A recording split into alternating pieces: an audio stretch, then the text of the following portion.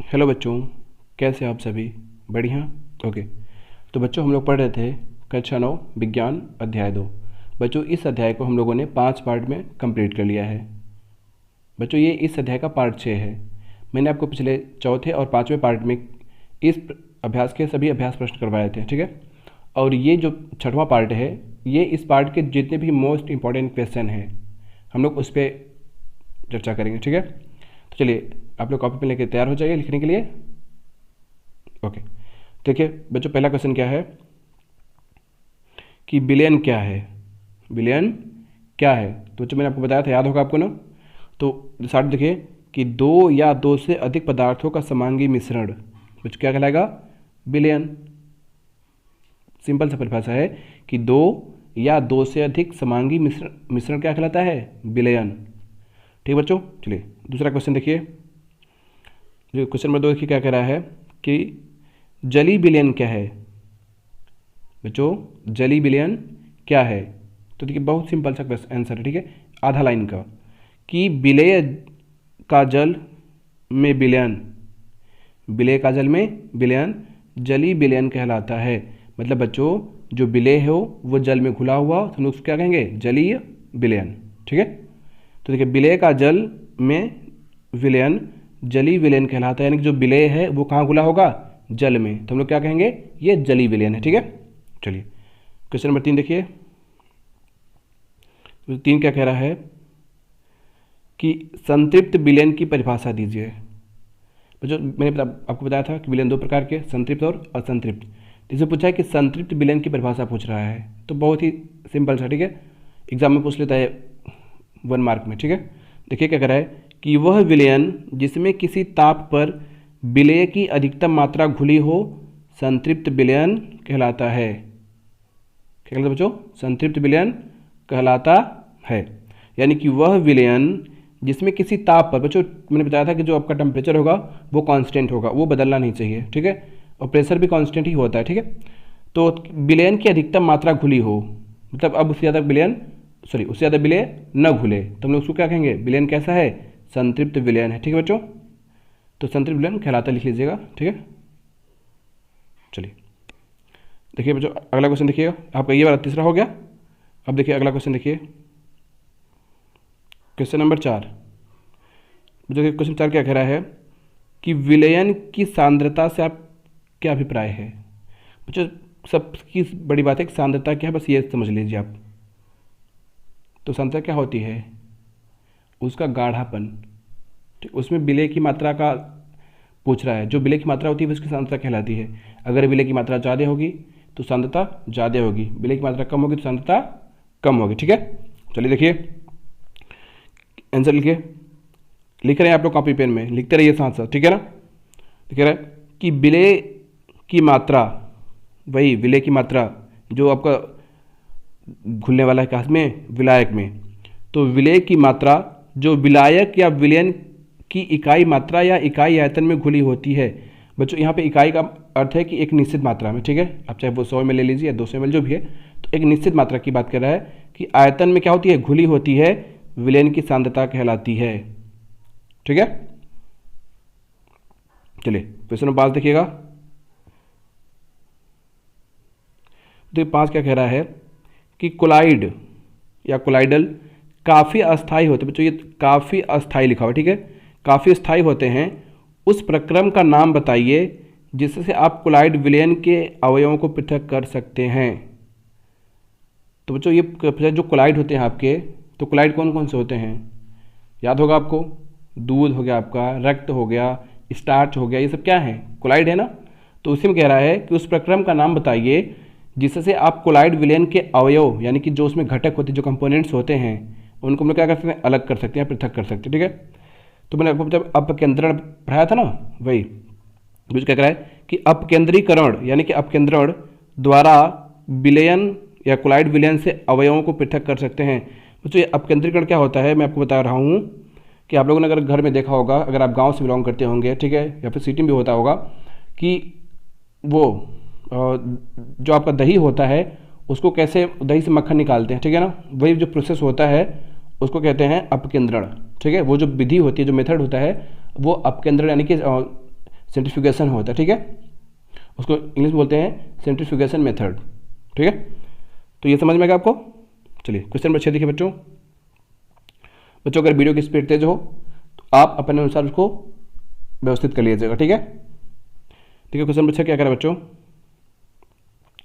कि किस कारक पर, कारक मतलब फैक्टर, आधारित कोई विलयन तनु, तनु मतलब डाइल्यूट, जो बच्चे इंग्लिश वाले हैं वो भी समझ लेंगे, ठीक है, कि डाइल्यूट और सांद्र कांस्टेंट या कांस्टेंट कह सकते हैं तथा असंतृप्त विलयन कहलाता है। तो किस कारक, यानी वो फैक्टर पूछ रहा है कि किस पे डिपेंड करता है, उसकी तनुता, सांद्रता और संतृप्तता किस पे डिपेंड करता है, ठीक है। तो देखिए आंसर लिखिए कि उसमें उपस्थित विलय की मात्रा, किसकी मात्रा, विलय की मात्रा, कोई विलयन तनु, सांद्र अथवा संतृप्त कहलाता है।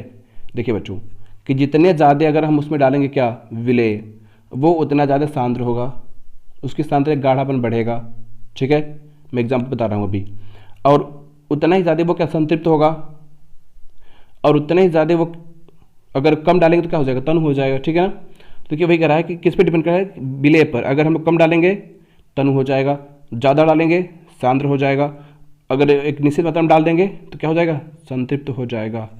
तो ये तीनों किस पे डिपेंड कर रहे हैं, आपके विलय पर, ठीक है बच्चों। चलिए अब क्वेश्चन नंबर 7 देखिए।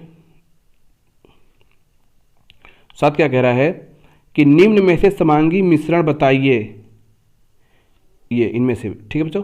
लकड़ी है आपके पास, चीनी का जली विलयन या जली घोल है, मिट्टी मिला जल, मतलब ऐसा पानी है गंदा है जिसमें मिट्टी मिले हुए हैं। तो पूछ रहा है कि इसमें कौन सा समांगी मिश्रण है। तो बच्चों लकड़ी, तो ये कभी समांगी मिश्रण हो नहीं सकती, ठीक है। चीनी का जली घोल, मतलब जली घोल, देखिए जली विलयन जली घोल, जल में घुली हुई चीनी, तो जल में घुली है क्या, चीनी, तो ये कैसा मिश्रण है, समांगी है। क्यों, क्योंकि जब चीनी जल में घुल जाएगी तो आप चीनी और पानी को अलग अलग नहीं देख सकते हैं, ठीक है ना। मिट्टी मिला जल, बच्चों अगर पानी में मिट्टी मिली रहेगी तो आपको पता चल जाएगा या दिख जाएगा, उसके जो कण होते हैं मिट्टी के वो दिखते रहते हैं आँख से, ठीक है। तो आंसर क्या हो जाएगा बच्चों आपका, ये वाला चीनी का जली घोल या विलयन हम लोग कह सकते हैं, ठीक है। चलिए क्वेश्चन नंबर 8 देखिए। बच्चों को समझ में आ रहा है ना, तो वीडियो को लाइक कीजिए, कर दिया लाइक। चलिए अरे कभी बिना कहे भी कर दिया करिए, कहना पड़ेगा लाइक करने के लिए भी, वैसे मैं नहीं कहता हूँ लाइक करने के लिए, सब्सक्राइब करने के लिए, ठीक है। आप खुद करिए अपने से, ये आपका होमवर्क है, आपका भी तो रिस्पॉन्सिबिलिटी बनता है कुछ ना, कि अगर हम आपको इतनी मेहनत से पढ़ा रहे हैं तो आपकी जिम्मेदारी बनती है ना कुछ करने की। चलिए समझ गए होंगे आप लोग, ठीक है। चलिए बच्चों क्वेश्चन नंबर 8 देखिएगा। केरोसिन तथा जल के मिश्रण को पृथक करने का सिद्धांत बताइए। पूरा सिद्धांत मैंने करवाया था डायग्राम के साथ, ठीक है। देखिए क्या कह रहा है कि केरोसिन तथा जल के मिश्रण को पृथक करने का सिद्धांत बताइए।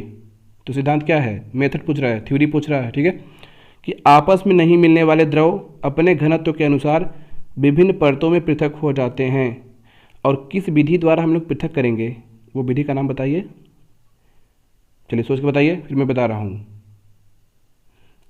मैं 3 तक गिनूंगा, 1 2 3। चलिए मैं बता रहा हूँ। पृथककारी कीप याद है, उसी विधि का हम लोग इस्तेमाल करके ये केरोसिन और जल को हम लोग क्या कर सकते हैं, अलग कर सकते हैं, ठीक है बच्चों। चलिए समझ में आ गया ना। चलिए क्वेश्चन नंबर 9 देखिए बच्चों।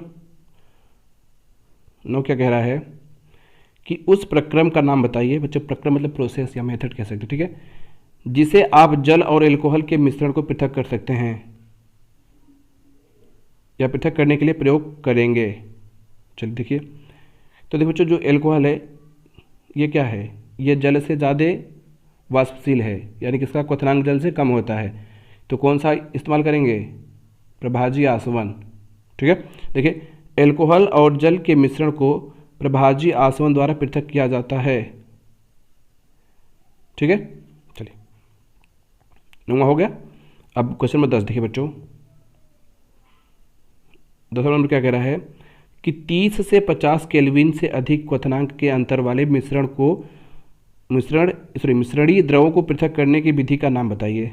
जो मैंने सारे मेथड पढ़ाए हुए हैं, अगर आप अच्छे नोट्स बनाए होंगे तो आप सारे क्वेश्चन का आंसर मेरे से पहले कर पा रहे होंगे, ठीक है।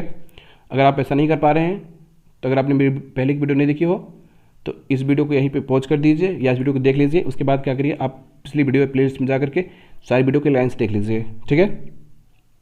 चलिए, तो बच्चों इसके लिए हम लोग क्या इस्तेमाल करें, देखिए इसके जो टेम्परेचर है वो लगभग 30 से 50 डिग्री का अंतर है। तो जब इतना डिफरेंस होता है क्वथनांक का तो हम लोग कौन सा इस्तेमाल करते हैं, साधारण आसवन। बच्चों साधारण आसवन, प्रभाजी आसवन मैंने पढ़ाया हुआ है, ठीक है। तो इसमें कौन सा इस्तेमाल करेंगे हम लोग, साधारण आसवन, ठीक है। चलिए अगला देखिए, क्वेश्चन नंबर 11, ठीक है। देखिए 11 क्या कह रहा है कि चीनी के संतृप्त विलयन का ताप 5 डिग्री बढ़ाने पर क्या होगा। एक चीनी है, ठीक है, चीनी का विलयन है, मान लीजिए चीनी पानी में घुला हुआ है या किसी में घुला हुआ है, तो विलयन बना हुआ है, संतृप्त है वो, यानी कि अब उसमें चीनी नहीं घुल सकती, लेकिन उसका जो टेम्परेचर है वो 5 डिग्री सेल्सियस इंक्रीज कर दिया गया, यानी बढ़ा दिया गया। तब क्या होगा, आपसे पूछ रहा है, आपको पता है कि यदि किसी भी विलयन में, संतृप्त विलयन में अगर टेम्परेचर प्रेशर से अगर छेड़खानी करेंगे आप, या कोई भी करेगा, ठीक है, छेड़खानी करने का मतलब कि कम या ज़्यादा करेंगे, तो उसकी जो विलयता होगी विलय की वो घट सकती है या बढ़ सकती है, ठीक है। देखिए क्या कर रहा है आंसर कि चीनी के संतृप्त विलयन का ताप 5 डिग्री सेल्सियस बढ़ाने पर विलयन असंतृप्त हो जाएगा, मतलब उसमें विलय की कमी पड़ जाएगी, यानी कि अभी विलय और घुलेगा, ठीक है ना। चलिए, और एक बात मैं आपको बता दूं, ठीक है, आप कहीं नोट कर लीजिएगा कि अगर किसी भी विलयन का टेम्परेचर बढ़ाएंगे तो 99% मान लीजिए कि उसकी जो विलयता होगी या जो संतृप्तता होगी वो कम हो जाएगी, यानी संतृप्तता कम हो जाएगी, खत्म हो जाएगी और वो असंतृप्त हो जाएगा। ताप बढ़ने पर कोई भी संतृप्त विलयन क्या हो जाएगा, असंतृप्त हो जाएगा, ठीक है। चलिए समझ गए होंगे आप लोग।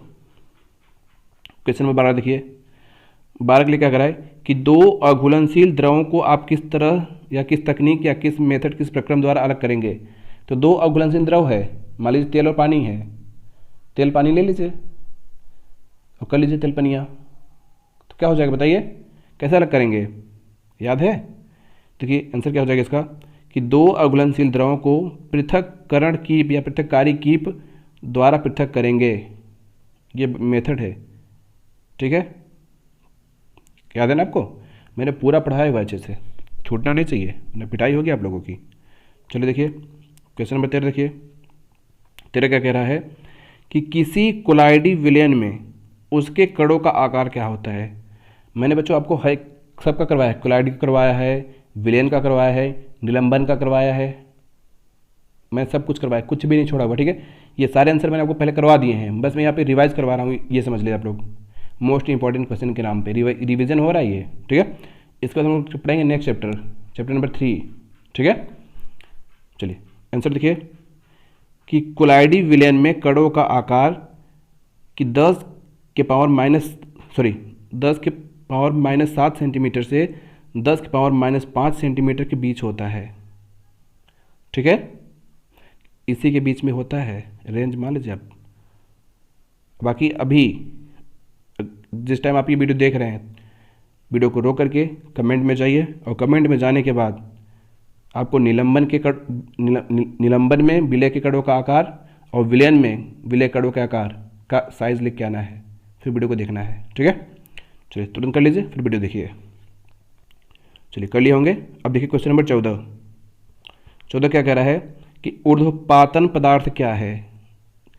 ऊर्ध्वपातन पदार्थ क्या है, तो बच्चों याद है आपको ऊर्ध्वपातन किस में होता है, नहीं याद है, कपूर तो याद होगा ना, कपूर, अमोनियम क्लोराइड, नेफ्थलीन, नहीं याद है, कोई बात नहीं। चल देखिए अगला देखिए, चलिए बच्चों देखिए, तो क्वेश्चन आप पढ़ लिए, अब आंसर देखिए कि वह पदार्थ जो गर्म करने से ठोस अवस्था से, सॉलिड स्टेट से सीधे गैसीय अवस्था, बच्चों ये अवस्था लिखा हुआ है, ठीक है, में बदल जाते हैं, ऊर्ध्वपातन पदार्थ कहलाते हैं, ठीक है। चलिए अगला क्वेश्चन में इसका एग्जाम्पल देख लेते हैं हम लोग।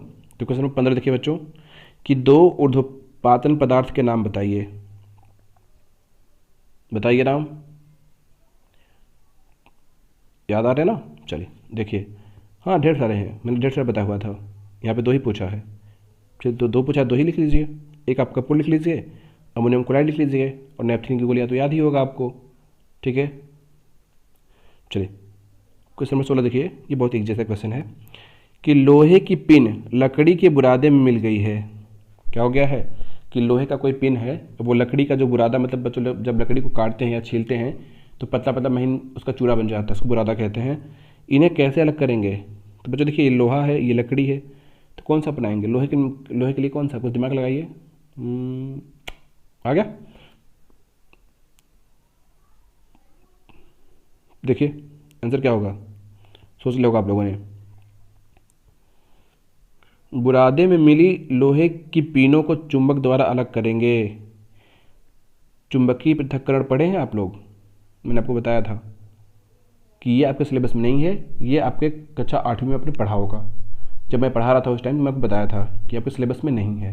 ठीक है, जैसे ये चुंबकीय पृथक्करण विधि, फटकन, ये आपके सिलेबस में नहीं है, ये आप पिछली क्लास में पढ़ा होगा। ठीक है, चलिए कोई बात नहीं, ये बहुत आसान सा था। चलिए उस क्वेश्चन नंबर 17 देखिए बच्चों। 17 क्या कह रहा है कि वायु के विभिन्न घटक किस प्रक्रम द्वारा अलग किए जाते हैं? मैंने आपको बताया था ना कि वायु जो होते हैं जिसमें ढेर सारी गैसें मिली होती हैं, तो उसको किस विधि द्वारा अलग करते हैं? जब अभ्यास प्रश्न कर रहे थे उसमें किया था मैंने। देखिए फिर बता रहे हैं कि वायु के विभिन्न घटक प्रभाजी आसवन विधि द्वारा क्या किए जाते हैं? अलग किए जाते हैं। प्रभाजी आसवन और साधारण आसवन, दोनों आसवन में पढ़ा हुआ है। ठीक है, चलिए अब क्वेश्चन नंबर 18 पाइए। तन्यता क्या है बच्चों? तन्यता क्या है? तो आंसर बताइए आप। चलिए लिखिए आंसर। जो तन्यता मतलब तनना, तनना होता है ना, तान कर बड़ा करना, तो वही होता है तन्यता। कि धातुएं खींचने पर तार में बदल जाती हैं, यानी कि धातुओं को हम लोग खींच के क्या कर सकते हैं? पतला कर सकते हैं ना। तो वही कह रहा है कि धातुएं खींचने पर तार में बदल जाती हैं, इसे क्या कहते हैं? तन्यता कहते हैं। तो बच्चों समझ गए आप लोग तन्यता क्या होती है? ठीक है, चलिए क्वेश्चन नंबर 19 देखिए। टिंडल प्रभाव क्या है? टिंडल इफेक्ट पूछ रहे हैं बच्चों। मैंने इसका एक स्पेशल वीडियो बना के डाला हुआ था। ठीक है, अगर आप सीरीज से पढ़ रहे होंगे तो उसको भी पढ़ लिए होंगे, तो इसमें कोई प्रॉब्लम नहीं होनी चाहिए आपको। चलिए देखिए इसका आंसर टिंडल प्रभाव का, टिंडल इफेक्ट, कि द्रव या गैस में निलंबित पदार्थ, बच्चों निलंबित मतलब जो मिले होते, ठीक है, कणों द्वारा प्रकाश का प्रकीर्णन टिंडल प्रभाव कहलाता है। देखो जो आपका कोलाइड होता है, क्या होता है? कोलाइड विलयन। ठीक है, उसमें होता क्या है कि उसके जो कण होते हैं, ठीक है, उन कणों पे जब एक लाइट पड़ती है तो लाइट को क्या करती है? रिफ्लेक्ट करती है। ठीक है, लाइट को क्या करती है? रिफ्लेक्ट करती है। तो वही उसका प्रकीर्णन, लाइट का प्रकीर्णन जो होता है, रिफ्लेक्शन जो होता है, वही क्या कहलाता है? टिंडल प्रभाव कहलाता है। ठीक है बच्चों, चलिए क्वेश्चन नंबर 20 देखिए। कमरे के ताप पर द्रव अवस्था में पाई जाने वाली धातु का नाम बताइए। तो बताइए कौन सी ऐसी धातु है कि जो कमरे के ताप पर आपको द्रव अवस्था में मिलेगी? चलिए दिमाग लगाइए, कोई बात नहीं, सोच लिया होगा आप लोगों ने। अब आंसर देखिए कि कमरे के ताप पर द्रव अवस्था में पाई जाने वाली धातु बच्चों क्या है? पारा। पारा का प्रतीक क्या होता है? Hg। क्या होता है? Hg। इसको लोग मरकरी भी कहते हैं। क्या कहते हैं? मरकरी। ठीक है, चलिए अब बच्चों देखिए, अब आ गया लघुत्तरीय प्रश्न। ठीक है, तो देखिए इसमें प्रश्न नंबर 1 देखिए, प्रश्न क्या कर रहा है कि आसवन को परिभाषित कीजिए। देखिए बच्चों आ गया आसवन विधि। ठीक है, ये साधारण आसवन की बात कर रहा है, एक होता है प्रभाजी आसवन। तो यहाँ बात करें किसकी? साधारण आसवन की या आसवन की। आसवन कहें या साधारण आसवन कहें, एक ही बात है। ठीक है, आसवन से किस प्रकार के मिश्रण को पृथक किया जा सकता है? आसवन विधि को बताना है और किस प्रकार के मिश्रण के लिए वो यूज किया जाता है आसवन मेथड। ठीक है, चलिए आंसर देखिए कि आसवन द्रव, जो आसवन मेथड है, ये द्रव को गर्म करने पर वाष्प बनाने और तत्पश्चात वाष्प को ठंडा करके पुनः द्रव प्राप्त करने का प्रक्रम है। देखिए इसमें प्रक्रम में होता क्या है, मैंने आपको पहले बताया था कि आसवन में होता क्या है कि सबसे पहले जो आपका मिश्रण होता है उसको गर्म करते हैं। ठीक है, और गर्म करने के बाद देखिए 2 मिश्रण होंगे जिनका क्वथनांक में थोड़ा सा अंतर होगा। ठीक है ना, थोड़ा सा क्या होगा? अंतर होगा। और उसमें क्या होगा कि एक द्रव जिसका क्वथनांक कम होगा वो क्या होगा, वो पहले क्या हो जाएगा, वाष्प बन जाएगा, और वाष्प बन के क्या होगा, फिर से ठंडा होगा और फिर से क्या बन जाएगा, द्रव। और यही मेथड हमारा कहलाता है आसवन विधि। ठीक है,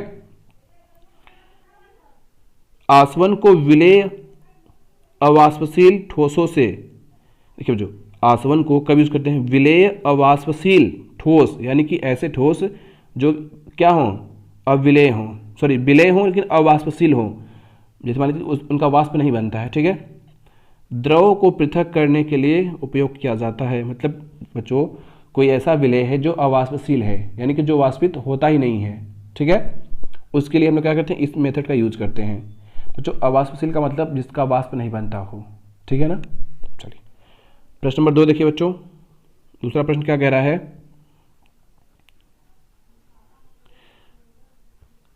क्रिस्टलीकरण प्रक्रम क्या है, यह किस प्रकार उपयोगी है। क्रिस्टलाइजेशन मैंने पढ़ाया हुआ है। ठीक है, चलिए फिर बता रहे हैं आपको, हमारे तो काम ही बताना आप। ठीक है, देखिए आंसर देखिए बच्चों, आंसर देखिए इसका कि करेक्ट, संतृप्त विलयन में विलेय का अधिकतम मात्रा घुली होती है। ठीक है, अगर विलेय की मात्रा संतृप्त स्तर से बढ़ जाए तो विलेय की संतृप्त स्तर से अधिक मात्रा अविलेय या क्रिस्टल के रूप में प्राप्त आ जाती है या रूप में आती है। देखिए बच्चों, मान लीजिए कि कोई विलयन है, वो संतृप्त मात्रा में क्या हुए, घुली हुई है, लेकिन उसमें अगर एक्स्ट्रा विलेय मिला दिया जाए तो क्या होगा। देखिए अगर विलेय की मात्रा संतृप्त स्तर से बढ़ जाए, यानी कि थोड़ा एक्स्ट्रा हो जाए, तो विलेय की संतृप्त स्तर से अधिक मात्रा, यानी जो ज़्यादा हम लोग मिलाएंगे वो क्या होगी, वो अविलेय, यानी कि वो घुलेगा नहीं, क्योंकि वो तो संतृप्त हो चुका है। जैसे मान लीजिए आपका पेट भर गया है, आपको कोई और एक्स्ट्रा दे दिया खाने के लिए, तो आप खाएंगे नहीं, खाएंगे ना, अगर खा भी लिए ज़बरदस्ती तो उल्टी कर देंगे। उसी तरीके से इसमें भी होता है। ठीक है, ये उल्टी नहीं करेगा, ठीक है, ये क्या करेगा, वो घुलेगा ही नहीं, मतलब खाएगा ही नहीं। ठीक है, और जब नहीं खाएगा तो वो बच जाएगा। वही कह रहा है कि अविलेय या क्रिस्टल के रूप में क्या होती है, आ जाती है, जो हम लोग एक्स्ट्रा मिलाए रहेंगे। ठीक है, अतः संतृप्त विलयन से क्रिस्टल बनने की प्रक्रिया क्रिस्टलीकरण कहलाती है। समझ में आएगा कि संतृप्त विलयन से क्रिस्टल बनने की प्रक्रिया क्रिस्टलीकरण कहलाती है। ठीक है, आगे देखिए उपयोग, देखिए उपयोग पूछा है ना, तो उपयोग, यदि कोई पदार्थ ठोस अवस्था में होता है, ठीक है, और उसमें अन्य कोई जो ठोस रहेगा, ठीक है, ठोस लिखो, ठोस रहेगा, ठोस अशुद्धि के रूप में पाया जाता है, तब क्रिस्टलीकरण की प्रक्रिया प्रयोग की जाती है। ठीक बच्चों, चलिए ये हो गया। चलिए अगला क्वेश्चन नंबर देखते हैं, क्वेश्चन नंबर 3 देखिए एक सवाल है, ये सवाल मैंने पहले भी करवाया हुआ है इस टाइप का। करें 5 ग्राम विलेय को 40 ग्राम जल में घोला जाता है, विलयन की द्रव्यमान प्रतिशतता बताइए। मैंने इस टाइप का क्वेश्चन करवाया हुआ है। ठीक है, और मैंने थ्योरी तो पढ़ाई था इस टाइप का। ठीक है, इसमें मैंने एक फार्मूला बताया था आपको, ये वाला फार्मूला। ठीक है, क्वेश्चन भी करवाया था, थ्योरी बताया था। देखिए आंसर क्या है, ये आपका क्या है, विलेय है, ये क्या है, विलायक है, तो विलयन कितना होगा बताइए। आपका जो विलयन होगा वो 45 ग्राम होगा। कितना होगा, 45 ग्राम। ठीक है, देखिए कि विलयन का द्रव्यमान, विलयन बनाना, इसमें विलयन तो कहीं लिखा ही नहीं है, विलयन यहाँ पे लिखा है तो विलयन दे दिया नहीं, विलयन यही है विलयन आपका, दोनों ऐड कर दीजिए, विलेय प्लस विलायक इक्वल टू विलयन। ठीक है, तो विलयन कैसे बनता है, विलेय और विलायक के मिलने से। ठीक है, तो विलयन का द्रव्यमान प्लस विलायक का द्रव्यमान बराबर क्या हो जाएगा, विलयन का द्रव्यमान। देखिए 5 ग्राम आपका विलेय है, 40 ग्राम क्या है, विलायक है, और आपका ये क्या है, ये आपका विलयन है। ठीक है बच्चों, अब सूत्र क्या होता है, विलयन की द्रव्यमान प्रतिशतता का सूत्र क्या होता है, ये है आपका फार्मूला। ठीक है, कि विलेय का आयतन, तो बच्चों विलेय का आयतन कितना है, ये है, बटे विलयन का आयतन, तो विलयन क्या है, ये है, गलती से भी विलायक का आयतन लिख के मत आइएगा, ये पिटाई होगी और 0 नंबर मिलेगा। ठीक है ना, तो विलेय का आयतन या विलेय का द्रव्यमान, यहाँ द्रव्यमान पूछा, द्रव्यमान बताइए, विलेय का द्रव्यमान बटे विलयन का द्रव्यमान इंटू 100। 100 क्यों है, परसेंटेज के लिए। ठीक है बच्चों, ये पूछा ना प्रतिशतता, तो इसलिए 100 कर देंगे। ठीक है, तो देखिए सिंपल सा है, देखिए मैं ऊपर ले रहा हूँ, ये आपका क्या है, विलेय है, ये क्या है, विलयन है, और ये तो परसेंटेज के लिए है, तो काट लीजिए इसको, 5 1 जा 5 और 5 9 जा 45, तो 1/9 और इंटू 100 तो क्या हो जाएगा, तो 100/9, और जब डिवाइड कर लेंगे तो 9 1 जा 9 और फिर 9 1 जा 9, यानी कि आपका हो जाएगा टोटल ये, ठीक है, यानी कि 11.1। ठीक है बच्चों, समझ में आ गया? Okay good. चलिए आगे देखिए क्वेश्चन नंबर 4। बच्चों 4 क्या कह रहा है कि कोलाइडल विलयन के 2 लक्षण लिखिए। किसके लक्षण? कोलाइडल विलयन के 2 लक्षण लिखना है। तो मैं कोलाइडल पढ़ाया हुआ था, ठीक है, अब 2 लक्षण लिख लीजिए उसके। देखिए पहला क्या कह रहा है, कोलाइडी या कोलाइडल या कोलाइड एक ही मतलब है सबका। कोलाइडी विलयन समांगी दिखाई देता है। कैसा? समांगी, लेकिन वास्तव में क्या होता है? विषमांगी। परंतु वास्तव में क्या होता है? विषमांगी। कोलाइड की एग्जाम्पल बताइए जल्दी से। याद आ रहा है? नहीं आ रहा है? नहीं आएगा। दूध हो गया आपका, स्टार्च हो गया, रक्त हो गया, ये सब क्या है? कोलाइड की एग्जाम्पल तो है ना। चलिए देखिए, ये पहला हो गया आपका लक्षण है। दूसरा लक्षण क्या है कि कोलाइडी विलयन में कणों का आकार वास्तविक विलयन से बड़ा, परंतु निलंबन से क्या होता है? छोटा होता है। वह व्यास कितना है? 1 नैनोमीटर से 100 नैनोमीटर के बीच। ठीक है बच्चों। चलिए बच्चों क्वेश्चन 5 देखिए 5 क्या कह रहा है कि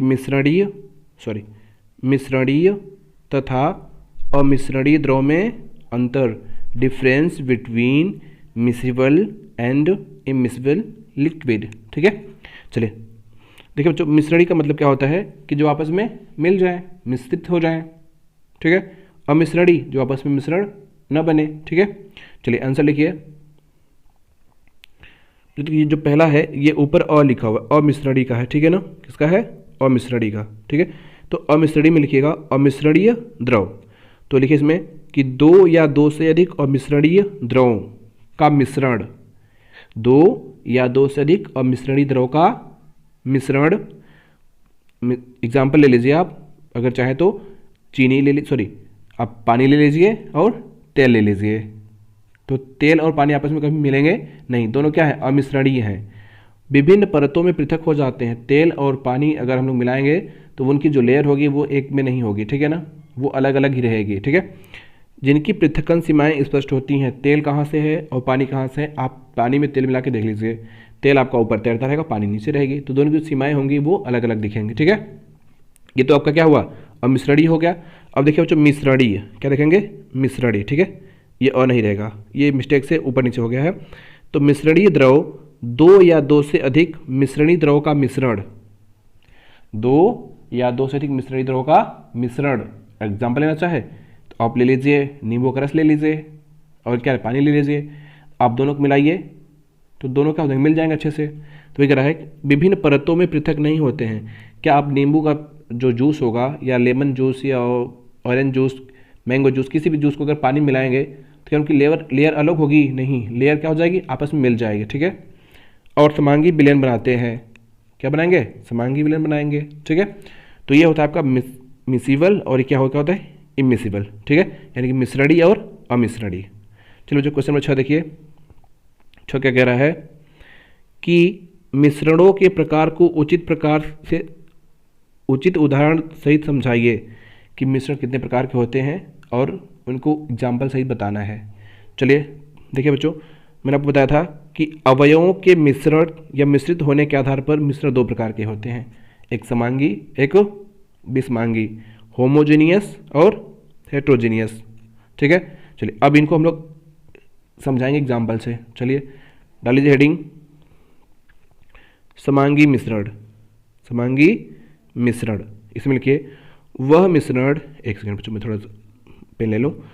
वह मिश्रण जिसमें मिश्रित पदार्थों के अवयव समान रूप से मिले होते हैं समांगी मिश्रण कहलाते हैं। जैसे चीनी का विलयन, नमक का विलयन। ठीक है बच्चों, तो मतलब विलयन मतलब जब हम मिलाएं उसको तो वो पूरे विलयन में, पूरे विलायक में क्या हो जाए? अच्छे से मिल जाए। जैसे आप चीनी और पानी को घोल लीजिए, घोलने के बाद क्या करिए कि गिलास ले लीजिए। ठीक है, या प्लेट में ले लीजिए, ठीक है। किस मिलेंगे? प्लेट मिलेंगे। अब प्लेट में लेने के बाद क्या करिए आप, 1 चम्मच इधर से टेस्ट करिए, 1 चम्मच उधर से, 1 चम्मच उस साइड से, यानी कि हर किसी कहीं से भी आप 1-1 चम्मच टेस्ट करिए। जब आप टेस्ट करेंगे आपको पता चलेगा कि सभी तरफ एक ही जैसा टेस्ट है, ठीक है ना। तो इसका मतलब क्या हुआ है कि जो उसमें चीनी जो घुली है वो समान रूप से क्या है, वितरित है उसमें, ठीक है। तो उसको हम लोग कहेंगे समांगी मिश्रण। अब दूसरा देखिएगा, विषमांगी मिश्रण। तो वह मिश्रण जिसमें मिश्रित पदार्थ के अवयव, किसके अवयव बच्चों? मिश्रित पदार्थ के अवयव समान रूप से मिले नहीं होते हैं, कहीं ज़्यादा कहीं कम, विषमांगी मिश्रण कहलाते हैं। जैसे बालू और चीनी का मिश्रण, ठीक बच्चों। मतलब आप बालू ले लीजिए, चीनी ले लीजिए, आप उसको मिला दीजिए, ठीक है। या बालू ले लीजिए, आप पानी ले लीजिए, मिलाइए, तो क्या अच्छे से मिलेगा? कहीं बालू ज़्यादा हो जाएगा, कहीं पानी ज़्यादा हो जाएगा, ठीक है। तो ऐसा हो जाएगा, तो उसको हम लोग क्या कहते हैं? विषमांगीय मिश्रण, ठीक है बच्चों। चलिए क्वेश्चन नंबर 7 देखिएगा आप। जो क्वेश्चन नंबर 7 क्या कह रहा है? Tyndall effect. क्या कह रहा है? Tyndall effect. फिर से आपका आ गया कि टिंडल इफेक्ट क्या है? टिंडल इफेक्ट, ठीक है ना। चलिए देख लीजिए इसको, कई बार हो गया है, ठीक है। तो टिंडल प्रभाव, जो कोलाइडी कण प्रकाश को एक ओर बिखेरते हैं, क्या करते हैं? प्रकाश को एक ओर बिखेरते हैं, उसे टिंडल प्रभाव कहते हैं, ठीक है बच्चों। हर जगह डिफरेंशिएशन अलग अलग लिखा हुआ है, ठीक है ना। चलिए आगे देखिए कि अगर प्रकाश किरण, मैं थोड़ा ऊपर ले रहा हूँ फिर आपको दिखा रहा हूँ, ये यहाँ से आप देखिएगा, ये डायग्राम है, ठीक है। देखिए हुआ क्या इसमें कि अगर प्रकाश किरण पुंज को कोलाइड विलयन से गुजारा जाए तो वह प्रकाश किरण के लंबवत सूक्ष्मदर्शी रखकर देखा जाए तो प्रकाश किरण का पथ दिखाई देने लगता है। बच्चों ये आपका क्या है? ये कोलाइड विलयन है, ठीक है। ये क्या है? कोलाइड विलयन है, ठीक है। तो और ये एक बल्ब जला गया है, क्या किया गया? बल्ब को जला गया है, और इसका जो प्रकाश है, ठीक है, वो कुछ इस तरीके से यहाँ कुछ लेंस रख दिया गया है, ठीक है। और प्रकाश इसमें जा रहा है, ठीक है। क्या है? प्रकाश जा रहा है। तो जब इसको देखा जाएगा इस विलयन को, तो देखिए होगा क्या कि विलयन के अंदर जो ये कोलाइड है, इसके अंदर होगा क्या कि प्रकाश का रास्ता दिखेगा कि प्रकाश कैसे जा रहा है। जैसे होता क्या है कि जब आपके रूम में बाहर से लाइट आती है तो आपको दिखता होगा ढेर सारे डस्ट उड़ते रहते हैं, तो ऐसा लगता है जो प्रकाश आ रहा है उसका रास्ता पूरा दिखाई देता है, ठीक है ना। कुछ उसी तरीके से इसमें भी होता है, ठीक है, टिंडल इफेक्ट में। चलिए क्वेश्चन पर अगला देखिएगा, जो क्वेश्चन नंबर 8 देखिए, आप किसी निलंबन तथा कोलाइड में अंतर किस प्रकार करेंगे? प्रत्येक का एक उदाहरण दीजिए। चलिए आंसर देखिए जल्दी से बच्चों। निलंबन तथा कोलाइड में अंतर देख लीजिए कि निलंबन क्या होता है, कोलाइड क्या होता है, मैंने करवाया हुआ था, ठीक है। देखिए कि विलय के कणों का आकार कितना होता है? इतना, ठीक है, 5 -10 सेंटीमीटर, ठीक है। इसमें कितना होगा कि 5 - 10 सेंटीमीटर से 5 - 7 सेंटीमीटर के बीच। अब देखिए यह साधारण फिल्टर पेपर द्वारा छानकर विलय तथा विलायक में अलग किए जा सकते हैं। कौन? निलंबन, ठीक है। यह टिंडल प्रभाव उत्पन्न नहीं करते हैं, ठीक है। कोलाइड में देखिए यह साधारण फिल्टर पेपर द्वारा विलय तथा विलायक में अलग अलग नहीं किए जा सकते, यह टिंडल प्रभाव इफेक्ट दिखाते हैं, ठीक है। चलिए अगला क्वेश्चन देखिए, क्वेश्चन नंबर 9 क्या कह रहा है कि मिश्रण के घटकों को अलग करने की आवश्यकता क्यों पड़ती है? यानी जो मिश्रण बनता है तो उसके जो घटक होते हैं उनको अलग क्यों कहा जाता है, वही पूछ रहा है। देखिए इसका आंसर देखिए कि मिश्रण के घटकों को अलग करने की आवश्यकता निम्न कारणों से है। कारण कौन कौन से हैं? देखिए पहला कारण जो है आपका कि अवांछित घटक को दूर करने के लिए। बच्चों अवांछित और वांछित का मतलब, अवांछित मतलब होता है कि जो लाभकारी नहीं होते हैं, ठीक है। तो अवांछित घटक को दूर करने के लिए। दूसरा, किसी हानिकारक घटक को दूर करने के लिए, मान लीजिए जिसमें कोई हानिकारक अगर घटक मिल गया है तो उसको दूर करने के लिए। पदार्थ को शुद्ध नमूना प्राप्त करने के लिए, यानी जो पदार्थ है पदार्थ का शुद्ध नमूना, ठीक है, यानी प्योर सैंपल लेने के लिए हम लोग ये करते हैं। या किसी लाभप्रद घटक को प्राप्त करने के लिए, या कोई ऐसा घटक है जो बहुत ही कीमती है, फ़ायदेमंद है, ठीक है, जिससे बेनिफिट होने वाला है, तो उसको अलग करने के लिए हम लोग क्या करते हैं कि अलग वो मिश्रण घटक को अलग करते हैं, ठीक है। चलिए क्वेश्चन अगला देखिए, क्वेश्चन नंबर 10 क्या कर रहा है कि मिश्रणों के घटकों को पृथक करने के लिए प्रयोग की जाने वाली सामान्य विधियों के नाम लिखिए। यानी कि कौन कौन से मेथड का प्रयोग किया जाता है उनको अलग करने के लिए, ठीक है। तो आंसर लिखिए बच्चों, पहला है आपका यहाँ मिश्रणों रहेगा, ठीक है। तो मिश्रणों को पृथक करने के लिए प्रयोग की जाने वाली सामान्य विधियाँ निम्नलिखित हैं। देखिए कौन कौन सी। पहला छानना, दूसरा चुंबक द्वारा अलग करना, चुंबकीय पृथक्करण, हाथ से चुनना, आसवन विधि, अपकेंद्रण विधि,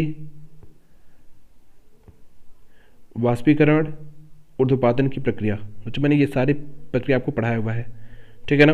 देखिए जैसे अगर चाय से चाय की पत्ती अलग करते हैं छान करके, चुंबक द्वारा अलग करना, अगर किसी मान लीजिए कि लकड़ी वो है आपका लकड़ी का पाउडर या कोई भी लिक्विड है या फिर पाउडर के रूप में है, उसमें अगर लोहे की कोई चीज़ मिली हुई है या ऐसे कह लीजिए कि अगर अशुद्धि लोहे की है, किसकी, लोहे की, तो लोग चुंबक का इस्तेमाल करके इसको अलग कर सकते हैं। हाथ से चुनना, मुझे देखिए होता क्या है कि जब कुछ बनाते रहते हैं उसमें कुछ पड़ जाता है, जैसे मान लीजिए कुछ मिल जाता है तो हम क्या हाथ से बीन के उसको अलग कर लेते हैं। जैसे आप लोग घर में देखे होंगे कि मम्मी लोग क्या करती हैं, दाल या चावल में से कंकड़ को निकालती है ना, हाथ से चुनती है, वो हो जाएगा आसवन विधि, अपकेंद्रण, वाष्पीकरण और ऊर्ध्वपातन, ठीक है। चलिए अगला क्वेश्चन नंबर 11 देखिए बच्चों, बहुत सिंपल सा क्वेश्चन है कि मिश्रण तथा यौगिक में अंतर बताइए। मिश्रण तथा यौगिक में अंतर, चलिए देखिए पहला अंतर देखिए, ये इधर आपका कंपाउंड है यानी यौगिक, इधर क्या है आपका मिक्सर है, ठीक है। देखिए बच्चों पहला देखिए कि यौगिक में उपस्थित परमाणु, एक सेकंड बच्चों ना, बस हो गया। देखिए यौगिक में उपस्थित परमाणु एक निश्चित संख्या में संयोग करते हैं। यानी कि जैसे आपका जल है तो हमेशा H2O ही होगा, कभी H4O या H3O या H2O2 या H2O3 ऐसा नहीं होगा। उसका जो निश्चित संख्या है वो उसी में रहेगा, ठीक है। मिश्रण किन्हीं पदार्थों को किसी भी अनुपात में मिलाने से बनता है, ठीक है। अगर आपको मिश्रण बनाना है तो आप किसी भी मात्रा में ले लीजिए, कोई दिक्कत नहीं, बस मिलाना ही होता है, मिला दीजिए किसी भी मात्रा में, ठीक है। दूसरा, यौगिकों का रासायनिक संगठन निश्चित होता है। यानी कि जो यौगिक बनते हैं उनका स्ट्रक्चर भी फिक्स होता है। मान लीजिए जैसे जल है तो H2O है तो H2O ही होगा, ठीक है ना। अगर आपका CO2 है तो वो CO2 ही है। अगर कार्बन डाइऑक्साइड यानी कि कार्बन डाइऑक्साइड जो अगर है तो CO2 ही होगा, वो कहीं से भी हो, उससे कोई दिक्कत नहीं, ठीक है। इनका संगठन निश्चित नहीं होता है, ठीक है। इसमें बने यौगिक के गुण मूल पदार्थों से एकदम भिन्न होते हैं। जैसे आपका अगर जल बन रहा है तो H2O2 से बनेगा, हाइड्रोजन और ऑक्सीजन से बनेगा, ठीक है। तो क्या जो का जल है, आपका जो हाइड्रोजन है वो गैस है, ऑक्सीजन है वो भी गैस है, लेकिन जल क्या है, वो तो द्रव है ना, तो अलग हुआ ना, वही चीज़। मूल अवयव अपने गुणों में को बनाए रखते हैं। मूल पदार्थों को भौतिक विधियों द्वारा अलग नहीं किया जा सकता है। यानी कि अगर आपका जैसे मान लीजिए कि दूध से दही बन गया है तो उसको हम लोग क्या कर सकते हैं, दही से दूध नहीं बना सकते, इस तरीके से, ठीक है। मूल अवयव को भौतिक विधियों द्वारा अलग किया जा सकता है, ठीक है, जस्ट इसका अपोजिट होगा इसमें। चलिए क्वेश्चन नंबर 12 देखिए, जो कह रहा है क्वेश्चन नंबर 12 कि क्रोमेटोग्राफी का उपयोग करके नीली काली स्याही में उपस्थित राई को कैसे पृथक करोगे, ठीक है। देखिए बच्चों ये मैंने आपको बताया था क्रोमेटोग्राफी, याद है ना, तो वही है। चलिए इसका आंसर लिखिए कि फिल्टर पेपर की एक पतली परत और लंबी पट्टी स्ट्रिप में ले लीजिए। आप एक फिल्टर पेपर लेना है, क्या लेना है, स्ट्रिप लेना है, ठीक है। इसके निचले किनारे से पर 3 सेंटीमीटर ऊपर, कितना, नीचे से 3 सेंटीमीटर ऊपर पेंसिल से एक रेखा खींचे, ठीक है। आगे देखिए उसके बाद क्या करना है कि उस रेखा के बीच में स्याही की एक बूंद रखें। जिस स्याही को आप टेस्ट करना है उसको फिर उसे सूखने दें। मैंने सारा प्रोसेस आपको डायग्राम से दिखाया हुआ था, ठीक है ना, कैसे कैसे करना है वो सब बताया था। जब स्याही सूख जाएगी, ठीक है, जार में जल ले लें, एक जार लेना है आपको, उसमें क्या लेना है, जल लेना है। उसमें हम फिल्टर पेपर को इस प्रकार रखें कि वह जल की सतह से ठीक ऊपर रहे, मैंने बताया हुआ था, कि कैसे आपको उसमें रखना है, ठीक है। जैसे ही आप जल के फिल्टर पेपर पर ऊपर की ओर अग्रसर होता है, जो जल होता है वो क्या करेगा, फिल्टर पेपर से ऊपर चढ़ने लगेगा, ठीक है। यह डाई के कणों को भी अपने साथ ले जाता है। प्रायः डाई दो या दो से अधिक रंगों का मिश्रण होता है। रंग वाला घटक जो कि जल में अधिक घुलनशील है तेजी से ऊपर चढ़ता है और इस प्रकार रंगों का पृथक्करण हो जाता है, ठीक है बच्चों, समझ में आ गया। चलिए अगला क्वेश्चन देखिए बच्चों। इस क्वेश्चन थोड़ा सा मिस था, मैंने क्वेश्चन गलती से पढ़ दिया था। देखिए यहाँ पे बच्चों, यहाँ पर डाई रहेगा, ठीक है ना, मैंने ध्यान नहीं दिया, इसको गलती से पढ़ लिया था, ठीक है। चलिए अगला देखिएगा, क्वेश्चन नंबर 13। कैल्शियम कार्बोनेट को गर्म करने पर कैल्शियम ऑक्साइड तथा कार्बन डाइऑक्साइड प्राप्त होते हैं। तो ये आपका क्वेश्चन है और इसमें देखिए ये दो का आंसर देना है आपको कि क्या यह भौतिक या रासायनिक परिवर्तन है। दूसरा, उपर्युक्त अभिक्रिया में प्राप्त उत्पादों से क्या तुम एक अम्लीय तथा एक क्षारीय विलयन बना सकते हो, यदि हाँ तो रासायनिक अभिक्रिया का समीकरण लिखिए। इन दोनों का आंसर बताना, ठीक है। चलिए देखिए इसका आंसर